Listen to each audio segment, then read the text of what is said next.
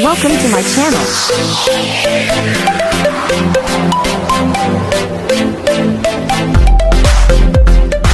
Wow, grabe, no? Ito pala yung nangyari before simulan yung bahay nila Beyonce, mga kasukay, mga kalingap. Ito, makikita po natin sa video na ito na grabe yung ginawa nila, no? At bago natin simulan yan, huwag niyo pong kakalimutan mag-subscribe. Val Santos Matubang, Kalingap Rob, at Edna Vlogs, at ang inyong lingkod, Gandang Emmy. Sa mga hindi pa po nakapag-subscribe, please subscribe and please hit the notification bell para lagi po kayong updated sa aking mga ina-upload na mga reaction video. So, eto mga kasukay, mga kalingap, alamin natin, ano ba yung ginawa bago simulan ang bahay nila Beyonce. Tara, panoorin po natin ang video na ito. Araw mga kalingap, nagki-clearing na po.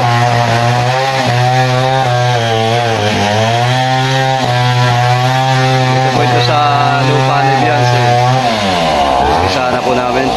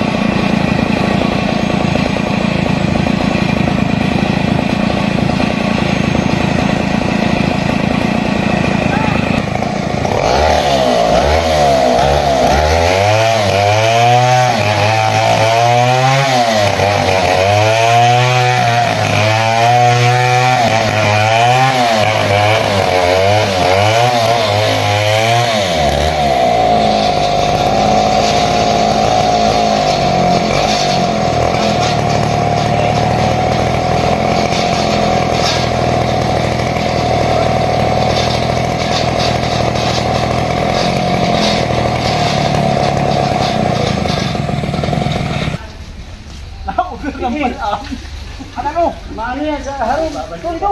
Rat. Sige. Tiklas na. Sige. Dalayin mo naman. Ano mo na? Putulin mo na. Hindi, pwede. Hindi pwede putulong. Bakit nito lang ito? Wag pa.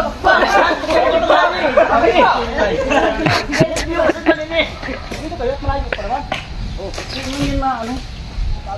Sige. Bilag ha, yan bilag. Ayan.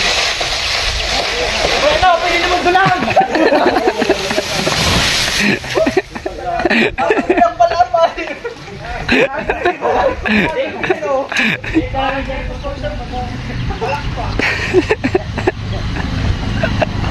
Mamamatay na ako. Ano? Tumal ko. Maano pa yung bakit madagaran pa? Tagal ka pa nito ba? Ba talaga eh, nababa pa. Okay, go. Ay. Akin na, panay ko. Kalubi. Nangingitim na nga yung ungus ni Tubal kanina.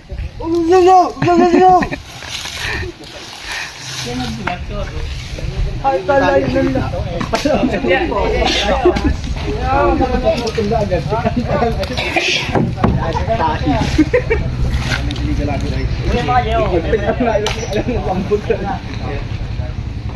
Yan, nagtutumba po kami ng mga puno ng nyug. Ito yung unang araw namin dito sa bahay. So, yun mga kasukay, mga kalingap, nakita natin, no, mahirap din, no, kasi may puno ng nyug doon. Kailangan talagang putulin yun. Uy, nakakatakot din, no, mga kasukay, mga kalingap, kasi maraming puno at tapos ang hirap kasi may bahay doon sa gilid, kailangan hindi sila matatamaan. So, talagang pinipilit nila doon na ibagsak doon sa walang mababagsakan, no. Nakakaano din, nakakatakot din kasi marami sila doon. All force po sila, mga kasukay, mga kalingap. Siyempre, clearing operation yan para kailangan malinis nila lahat yung paligid dahil pag nasimulan yung bahay, hindi na nila matatanggal yun, no? Kailangan tanggalin muna yung mga dapat tanggalin dyan at kailangan malinis, no? Pero napakabilis po nilang magtrabaho, mga kasukay, mga kalingap. Sa update, sa mga ginagawa nila, ay tulong-tulong sila para mas mapabilis, no? Mamalayan na lang natin, ano na yan, ikabit na, ano na, may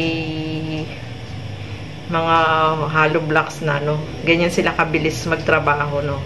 Lalo na dyan sila, super mga kasukay, mga kalingap. Kaya, nakaka-excite, no? Na makita natin yung pabahay dito kay Labianse. So, lahat sila ay nandiyan para malinis lahat po yan, no? Kasi marami din mga puno na kailangan tanggalin para masimulan yung bahay ni Labianse, no? Napaka lawak po, 200 square meter yung lupa na pagtatayuan ng bahay. Pero hindi naman lahat itatayo yung bahay doon kasi yung bahay ni Labianse is up and down. O, diba? First time sa Kalingap na itong pabahay kay Bianse ang talagang bongga, milyon ang gagastusin, no, mga kasukay, mga Kalingap. At yung clearing operation dyan talagang napakabilis, no? Napakalawak nung lupa na yon at kailangan talaga linisin muna bago simulan yung bahay. So, nakaka-excite, mga kasukay, mga Kalingap, dahil first time din na magkaroon ng up and down na talagang napakadami ng sponsor na nagmamahal dito kay Bianse, no? Mga bigatin talaga. Kaya, lahat tayo ay nai-excite kung ano yung magiging kalalabasan ng bahay. Kahit nga si Kalingap Rob, ganun din yung nararamdaman niya, yung family ni Bianse. At ang nakakatuwa dito, kasi yung family ni Bianse, kasabi nga nila is, kahit simpleng bahay ay masaya na sila. Pero, yung ibinigay sa kanila talaga ay sobrang bonggan o napakalaki, up and down doon. Kaya, ito yung unang pabahay na talagang nagkaroon din ng groundbreaking ceremony, no, mga kasukay, mga Kalingap. Kaya naman, ito yung pinaka bonggang-bonggang unang pabahay sa Kalingap. At marami yung sponsor na nagmamahal dito kay Bianse, no. Kaya excited na po ba kayo, mga kasukay, mga Kalingap? Lahat tayo ay nag-aabang kung ano yung magiging kalalabasan ng bahay nila Bianse.